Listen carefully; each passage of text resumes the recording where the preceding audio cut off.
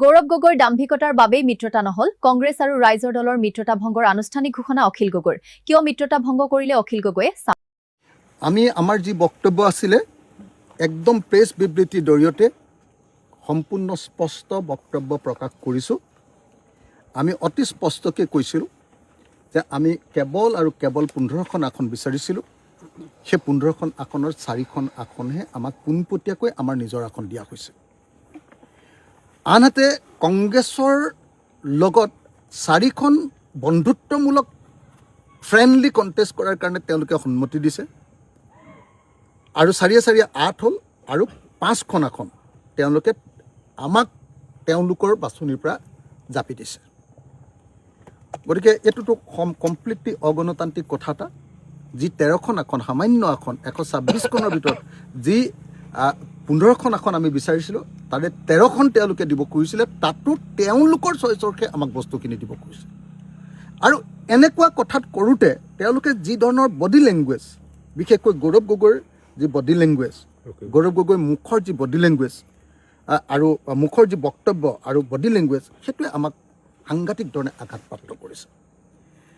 আৰু আমি বেচিকেলি দেখিলোঁ যে আমি শেষত চব কথা বাদ দি বিজেপিক খুৰুৱাবৰ কাৰণে কৈছিলোঁ যে ঠিক আছে, আমি বহুত দিনৰ পৰা কাম কৰি আছোঁ, আমাৰ পূৰা সাংগঠনিক শক্তি আছে, আমি 100% জিকিম, ধিং সমষ্টিটো আমাক দিয়ক। লাষ্টত এটাই সমষ্টি বিচাৰিছিলোঁ। এই গোটেইখিনি কথা বতৰাৰ পাছত ধিং সমষ্টিটো আমাক তেওঁলোকে মিত্ৰতাত দিব খুজিছে, কি কয় ফ্ৰেণ্ডলি দিব খুজিছে। আমি কৈছোঁ চিধাকৈ দি দিয়ক, তাৰ পাছতে আমি সকলো কথা মানি ল'ম, আন সকলো চৰ্ত মানি ল'ম আপোনালোকৰ। কিন্তু তাৰ পাছত সকলোৱে, আনকি AICC আমাক ফোন কৰি জনালে যে ধিং দিছোঁ, আমাক ৰিপুণ বৰাই ফোন কৰি জনালে যে ধিং দিছোঁ বাৰম্বাৰ। কিন্তু সৰ্বশেষত আমি জানিলোঁ যে গৌৰৱ গগৈয়ে মোক নিজে ফোন কৰি ক'লে যে ধিং আমি নিদিওঁ। আৰু আমি গম পালোঁ যে ৰকিবুল হুছেইন আৰু গৌৰৱ গগৈয়ে ধিং সমষ্টিটো এৰি দিব নোখুজিলে। অথচ এলায়েন্স ভাগি যাব বুলি ভাবি নগাঁও বিধানসভা সমষ্টিৰ অন্তৰ্গত ধিং সমষ্টি নগাঁও বিধানসভাৰ সাংসদ বৈদ্যুৎ বৰদলৈ ডাঙৰীয়াই এৰি দিবলৈ সন্মত হৈছিলে। এলায়েন্স ভাগি যাব বুলি ভাবি তেওঁ প্ৰতিবাদ কৰিছিলে, কিন্তু এলায়েন্স ভাগি যাব বুলি ভাবি তেওঁ এৰি দিবলৈ সন্মত হৈছিলে।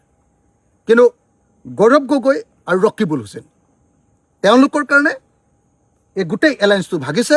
আৰু সেইকাৰণে আমি স্পষ্ট ৰূপত জনাই দিছোঁ যে এলায়েন্স আমি ভঙা নাই, আমি এলায়েন্সৰ পক্ষত আছিলোঁ। আৰু গৌৰৱ গগৈ আৰু ৰকিবুল হুছেইনে এই এলায়েন্স ভাঙিব খুজিছে। গতিকে আজিৰ দিনটোত আমাৰ স্থিতি ইমানেই, ইমানকে কৈছোঁ। ধন্যবাদ। জয়।